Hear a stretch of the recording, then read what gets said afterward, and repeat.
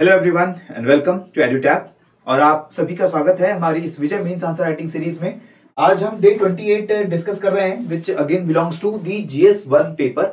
और GS1 का unit 3 हम लोग डिस्कस करेंगे। जो 4 क्वेश्चंस मैंने आपको सुबह टेलीग्राम ग्रुप में शेयर किए थे, मुझे उम्मीद है आपने उन चारों क्वेश्चंस के आंसर्स को लिखने की कोशिश की होगी।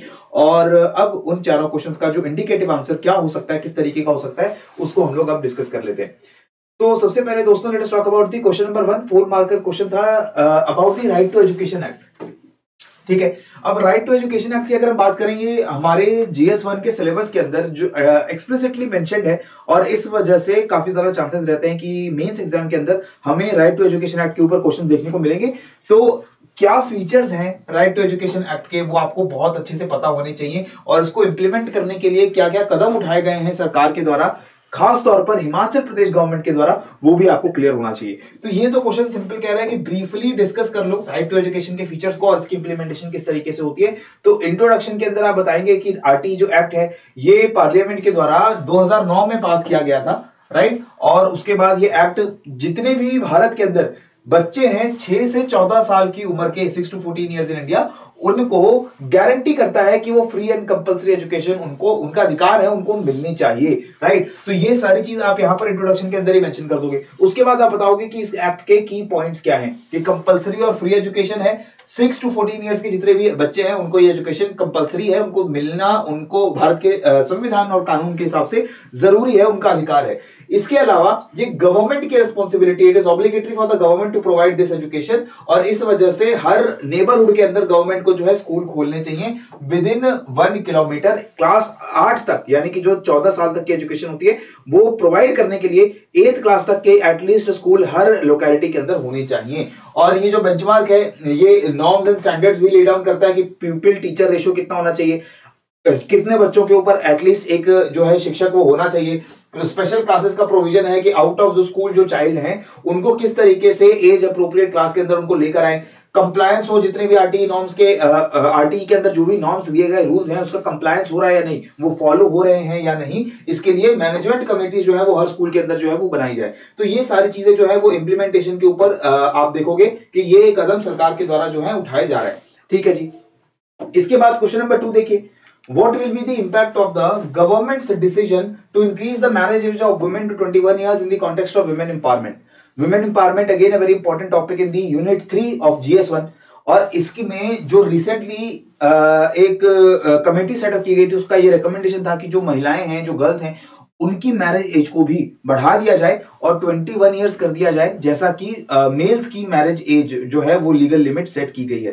तो इसके क्या इंपैक्ट होंगे, तो हमसे सिंपल पूछा गया what will be the impact of the decision. अगर ये बढ़ा दी जाती है 21 साल तक, तो क्या उसका प्रभाव पड़ेगा वुमेन एम्पावरमेंट के कॉन्टेक्स्ट में, आपको ये चीजें बतानी है। तो पहले आपने इंट्रोडक्शन दे दिया कि जो पैनल एक बना था headed by the Samata Party chief Jaya Jaitly and NITI Aayog member VK पाव, उन्होंने बोला कि मैरिज एज ऑफ वुमेन को 21 साल कर देते हैं, इसके इंपैक्ट क्या पड़ेंगे वुमेन एम्पावरमेंट की अगर बात करें तो डिफरेंट एस्पेक्ट्स के ऊपर आपको अपना आंसर यहां पर मॉडल करना होता है। कि विमेन एम्पावरमेंट अगर पूरा टॉपिक देखो तो एम्पावरमेंट किन किन तरीके की होती है। एजुकेशनल एम्पावरमेंट होता है, इकोनॉमिक एम्पावरमेंट होता है, उनका जो फिजिकल एम्पावरमेंट है यानी कि उनकी हेल्थ और न्यूट्रिशन की नीड्स है वो पूरी की जाए, that is a physical empowerment also. ठीक है, सोशल एम्पावरमेंट होता है, समाज में उनकी स्थिति किस तरीके से अच्छी होगी। तो हर अलग अलग डायमेंशन पे क्या प्रभाव पड़ेगा मैरिज एज को बढ़ाने का, वो चीजें आपको लिखनी है। ठीक है, और ये जो तरीका है आपको लगभग सोसाइटी के जितने भी क्वेश्चंस आते हैं, सोशल इश्यूज के जितने भी क्वेश्चन आते हैं, उसमें ये तरीका आपको अप्रोच करना है कि अलग अलग डायमेंशंस में किसी पर्टिकुलर इनिशिएटिव का, किसी पर्टिकुलर फिनोमिना का, लॉ का क्या प्रभाव पड़ेगा, वो इस तरीके से अगर आप बताओगे तो वो ज्यादा अच्छे मार्क्स आपको फेच करके दिला सकता है। तो यहां पर मैंने बोला एजुकेशनल इंपैक्ट की बात करें तो हायर एजुकेशन का स्कोप बढ़ जाता है। अगर महिलाओं की मैरिजेबल एज को हम लोग बढ़ा देते हैं तो अभी शादी की वजह से जो बहुत सारी महिलाओं को अपनी जो एजुकेशन है वो बीच में छोड़नी पड़ती है, या higher education college, university, graduation, post grad के लिए वो नहीं जाते हैं क्योंकि शादी हो जाती है। तो अगर शादी लेट होगी तो शायद उनकी एजुकेशन जो है वो प्रोलॉन्ग होगी, तो वो चीज आप यहां लिखेंगे। हेल्थ इंपैक्ट लिखेंगे कि जो अभी अब देखते हैं कि यंग महिलाएं जो हैं जिनकी शादी होती है, फिर उनको जब वो प्रेग्नेंट होती हैं और उसके बाद अगर उनकी फिजिकल कंडीशन उतनी अच्छी नहीं है, फिजिकल हेल्थ उतनी अच्छी नहीं है, तो उनकी जो है बहुत सारी दिक्कतें आती हैं। इवन बहुत सारी महिलाओं की डेथ हो जाती है। मैटरनल मोर्टेलिटी रेट अगर हम भारत में देखें तो वो काफी ज्यादा है। तो मैटरनल मोर्टेलिटी का सिंपल मतलब है कि प्रेगनेंसी रिलेटेड कॉजेस की वजह से महिलाओं की डेथ हो जाना। तो अगर ये एज हम थोड़ी और प्रोलॉन्ग कर देते हैं, मैरिज की एज बढ़ा देते हैं, तो इसका मतलब क्या होगा कि ज्यादा फिजिकली मैच्योर और फिजिकली गुड कंडीशन में, अच्छी कंडीशन में अगर महिलाएं रहेंगी तो ये मैटरनल मोर्टेलिटी रेट जो है वो भी कम होगा और हेल्थ के इश्यूज जो आगे जाके जनरेट होते हैं वो हेल्थ के इश्यूज भी जनरेट नहीं होंगे। ठीक है। सोशल इंपैक्ट क्या है?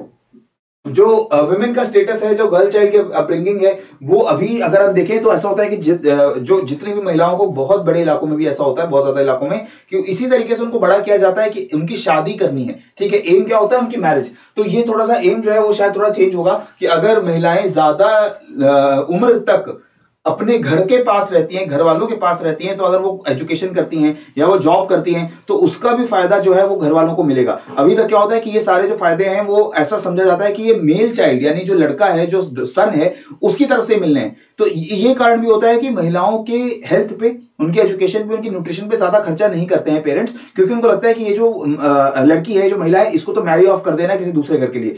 लेकिन अगर मैरिजेबल एज ही लेट होगी तो ज्यादा ध्यान उसकी नीड्स के ऊपर दिया जाएगा, गर्ल चाइल्ड की नीड्स के ऊपर दिया जाएगा। ऐसा भी एक इंपैक्ट हो सकता है। ठीक है।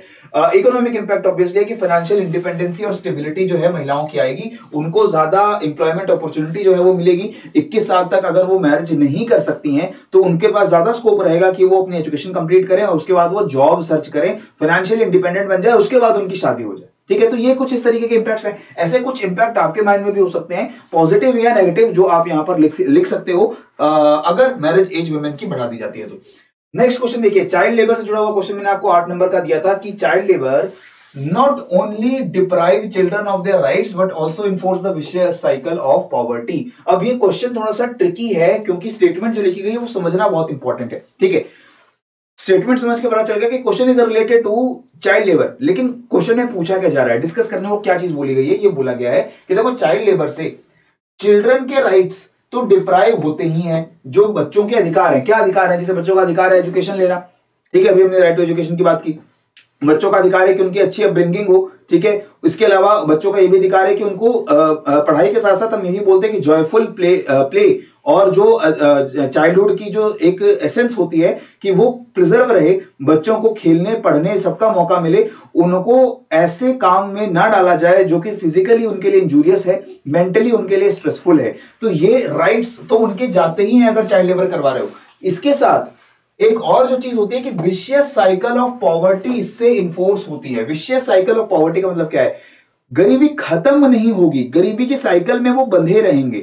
ये किस तरीके से होता है, यही चीज आपको डिस्कस करनी है कि बच्चों के अधिकार जा रहे हैं वो तो ठीक है, इसके साथ साथ और भी एक जो बड़ा नुकसान ये होता है वो ये होता है कि जो पॉवर्टी का साइकिल है वो चलता रहेगा।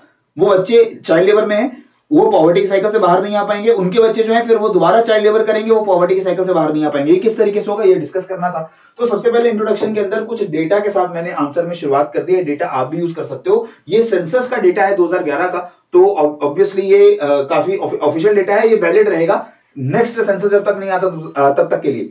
तो नंबर ऑफ चाइल्ड लेबर जो लास्ट 2011 में हमें पता चला था सेंसस के अंदर, दैट वाज 10.1 मिलियन, जिसमें से 5.6 मिलियन लड़के थे, 4.5 मिलियन जो है वो फीमेल्स थी, लड़कियां थी।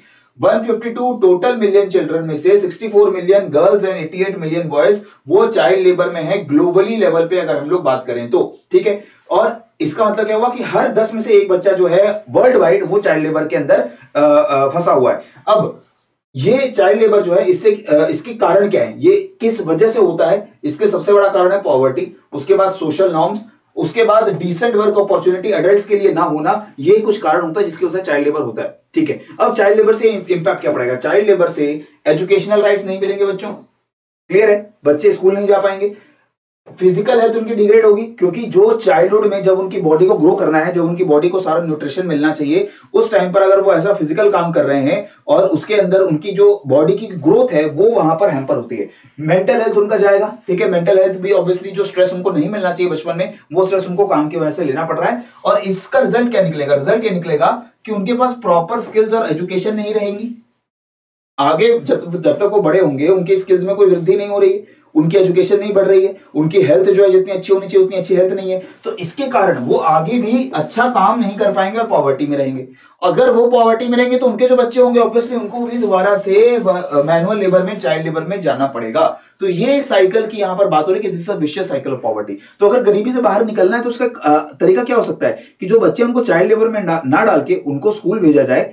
अब तो स्कूल भी फ्री है, कंपलसरी एजुकेशन जैसे मैंने बताया गवर्नमेंट की जिम्मेदारी है देना, तो वो फ्री एजुकेशन दी जाती है 8वीं क्लास तक। उसके अलावा उनके हेल्थ की नीड्स के ऊपर थोड़ा ध्यान रखा जाए, और इससे क्या होगा कि उनके अंदर एजुकेशन और स्किल्स की अगर अपॉर्चुनिटी अच्छी होगी, उसका लेवल अच्छा होगा, तो वो शायद ऐसी जॉब्स कर पाएंगे बड़े होकर के जिसमें उनको ज्यादा पैसा मिले और वो पॉवर्टी से बाहर निकले, और फिर उनके जो अपने बच्चे हैं वो उनको चाइल्ड लेबर के लिए बिल्कुल जो है मजबूर नहीं होना पड़ेगा। तो ये साइकिल यही टूटेगी अगर बच्चे चाइल्ड लेबर नहीं करते तो। ठीक है, तो ये सारी चीज मैंने यहाँ पर आगे आपको एक्सप्लेन भी कर दिया कि जो चिल्ड्रन है they belong in schools, they do not belong in work places, और इससे चिल्ड्रन के राइट भी चले जाते हैं, और उसके अलावा जो उनकी एजुकेशन है, उनका जो हेल्थ है, ये भी उनका जो है वो खराब हो जाता है। ठीक है, तो इस तरीके से आप इस आंसर को जो है मॉडल कर सकते थे। अब जैसे यहां पर आप देख रहे हो कि ये इस तरीके से अगर विशेष साइकिल की बात की गई है तो वो विशेष साइकिल आपका ग्राफिक फॉर्म में यहां पर दिखाते हो तो वो ज्यादा इंपैक्ट करता है एग्जामिनर को। ठीक है, तो ऑब्वियसली जो चीजें आप वर्ड्स में लिख रहे हो उसको अगर ग्राफिक इंफॉर्मेशन को दिखा सकते हो आप, तो it will be a much more presentable answer और ज्यादा मार्क्स आपको फेच करके लाएगा। ठीक है, लास्ट में जो 20 मार्क का क्वेश्चन था, this question was related to the rights of differently abled people. So various dimensions related to the inclusion of differently able persons and the existing legal provisions जो इससे जुड़ी हुई हैं। तो जो differently abled people हैं यानी जो दिव्यांगजन हैं, उनको किस तरीके से सोसाइटी की मेन स्ट्रीम में इंक्लूड किया जाए और उसके लिए क्या लीगल प्रावधान बनाए गए हैं, वो चीजें यहाँ पर आपको लिखनी थी। वो सारी चीजें मैंने यहाँ पर आपके लिए डाल दी हैं। कुछ इंट्रोडक्शन के अंदर मैंने डेटा दिया है, जैसे कि इंडिया के अंदर 4 to 8% ऑफ द पॉपुलेशन जो है अकॉर्डिंग टू ऑफिशियल एस्टिमेट्स ये आपकी डिफरेंटली एबल्ड है। ठीक है, और इसमें इसका मतलब क्या हुआ कि 1 of every 10 child is born with some kind of disability, चाहे फिजिकल मोटर डिसेबिलिटी हो, फिजिकल डिसेबिलिटी हो, मेंटल डिसेबिलिटी हो या न्यूरल डिसेबिलिटी हो, तो ये हर 10 में से एक बच्चे को इससे जो है प्रभावित हो रहा है। 35.29% of all people living with disability have access to schools. तो बहुत कम परसेंटेज ऑफ ऐसे जो डिसेबल्ड पीपल हैं they have access to good education और स्कूल्स। ठीक है, तो ये डेटा मैंने दे दिया। उसके बाद चैलेंजेस क्या हैं कि उनको इंक्लूजन क्यों नहीं मिल पा रहा, तो उसके चैलेंजेस मैंने यहां पर लिख दिए कि डिसेबिलिटी को कई लोग जो है वो डिनाई करते हैं। ठीक है, वो उसको एक्सेप्ट ही नहीं कर रहे हैं, और इसका मेन रीजन क्या है कि सोशल स्टिग्मा। पेरेंट्स के अंदर अक्सर ये स्टिग्मा होता है कि हम सोसाइटी के सामने अपने बच्चों में अगर किसी भी तरीके का कोई डिसेबिलिटी है तो उसको एक्सेप्ट ना करें। खास तौर पे साइकोलॉजिकल और न्यूरल डिसेबिलिटीज के साथ होता है, जैसे डिसलेक्सिया है या दूसरे ऐसी डिसऑर्डर्स होते हैं जो बच्चों को बिल्कुल अर्ली चाइल्डहुड के अंदर उनको इंपैक्ट करते हैं। तो कई बार सोसाइटी उसको एक स्टिग्मा लगा देती है, उसके साथ एक जो वो होता है ना कि लोग क्या कहेंगे, तो इसलिए हम उसको बाहर नहीं बताएंगे, उसे एक्सेप्ट ही नहीं कर रहे हैं, तो इसकी वजह से भी उनको प्रॉपर केयर नहीं मिल पाती है। फिर फिजिकल रिस्ट्रेंट्स हैं, जैसे सुपरस्टिशंस है लोगों के माइंड में, इंडिया के अंदर भी बहुत बड़ी कम्युनिटीज के अंदर कि अगर डिसेबिलिटी है तो वो उसको दूर करने का तरीका जो है वो मेडिकल ट्रीटमेंट नहीं है, वो किसी और तरीके से उसको दूर करेंगे। ठीक है, झाड़ फूंक करेंगे, ऐसे अलग अलग तरीके की सुपरस्टिशियस प्रैक्टिसेस होती हैं, रिलीजियस प्रैक्टिसेस होती हैं, तो वो एक कारण है। दूसरा सोशल बॉयकॉट हो जाता है, जो अक्सर ऐसा माना जाता है कि जो डिसेबल्ड बच्चे हैं, डिसेबल्ड लोग हैं, उनको सोसाइटी से अलग करके रख दिया जाता है। ठीक है, तो ये भी एक कारण है। प्रॉपर्टी राइट्स उनको नहीं दिए जाते। अगर आपके परिवार के अंदर कोई ऐसा ऑफस्प्रिंग है जो किसी तरीके से भी डिसेबल्ड है, तो उसको एक तो पहले ही परिवार के अंदर थोड़ा अलग थलग रखा जाएगा, उसके जो प्रॉपर्टी राइट्स उसको मिलने चाहिए वो भी उसको नहीं मिलते हैं, ये भी एक इंक्लूजन में चैलेंज आता है। फिर डिस्क्रिपेंसीज इन स्टेट प्रोग्राम्स के अंदर जो प्रोग्राम चलाए जाते हैं जो लोगों को फायदा देने के लिए सरकार की तरफ से हैं, उसमें भी चिल्ड्रन विद डिसेबिलिटीज जो है उनके साथ कई बार भेदभाव होते हुए हमें देखने को मिलता है। जैसे सोशल जस्टिस एम्पावरमेंट की मिनिस्ट्री है, वो चिल्ड्रन विद डिसेबिलिटीज के लिए प्रोग्राम चलाने की जिम्मेदारी इस मिनिस्ट्री के पास आती है, लेकिन health ministry, education ministry, women child development ministry, इन सब मिनिस्ट्रीज का भी तो रोल है किसी भी तरीके के जो डिसेबल्ड चिल्ड्रन है उनकी केयर के लिए। तो ये जो इंटर कोऑर्डिनेशन डिस्क्रिपेंसी है उसकी वजह से भी जो प्रोग्राम्स है इनका इफेक्टिव इंप्लीमेंटेशन नहीं हो पाता है। उसके बाद डिसेबिलिटी का क्वांटम क्या है, मेजरमेंट कैसे होगा। डिसेबिलिटीज की भी वेरिंग डिग्रीज हो सकती हैं, कोई पर्सन किसी दूसरे पर्सन से ज्यादा फिजिकली चैलेंज है या कम फिजिकली चैलेंज है, इसे कैसे डिफाइन किया जाएगा उसी पे डिपेंड करेगा कि किसको कितनी मदद की जानी चाहिए, तो वो भी अपने आप में एक चैलेंज है। और इन सभी के बाद लेजिस्लेशन जो भारत के अंदर हुई है वो सारी लेजिस्लेशन मैंने यहाँ पर आपके लिए लिख दी है। इन लेजिस्लेशन में से जो मोस्ट रिसेंट लेजिस्लेशन हैं वो चीजें आप लोग याद रखोगे। यहाँ पर मैंने ल्यूनेसी एक्ट जो 1912 में आया था वहां से स्टार्ट करके जो बिल्कुल रिसेंट कॉन्स्टिट्यूशन के अंदर जो अमेंडमेंट्स किए गए, जो बिल्कुल रिसेंट जो पॉलिसीज आई हैं, उनको भी यहां पर मेंशन करते हैं। You can use this as a fodder also for including in your answer, right. तो इस तरीके से इन चारों क्वेश्चंस के आंसर्स आपको लिखने थे। ये पीडीएफ आप लोगों के लिए भी डाउनलोड करने को अवेलेबल होगी। इसको देखिए, इससे मैच करिए कि किस तरीके के आंसर्स आपने लिखे हैं और क्या इंफॉर्मेशन जो है वो इन इंडिकेटिव आंसर से उठा करके आप अपने आंसर्स के अंदर डाल सकते हो, right. So this is all from my side in this video. आप सभी को मिलेंगे हम नेक्स्ट सेशन में, जहां पर हम अगेन ये जो हमारी आंसर राइटिंग सीरीज उसको कंटिन्यू करेंगे। तब तक के लिए keep on learning, keep on growing. जय हिंद एंड जय भारत।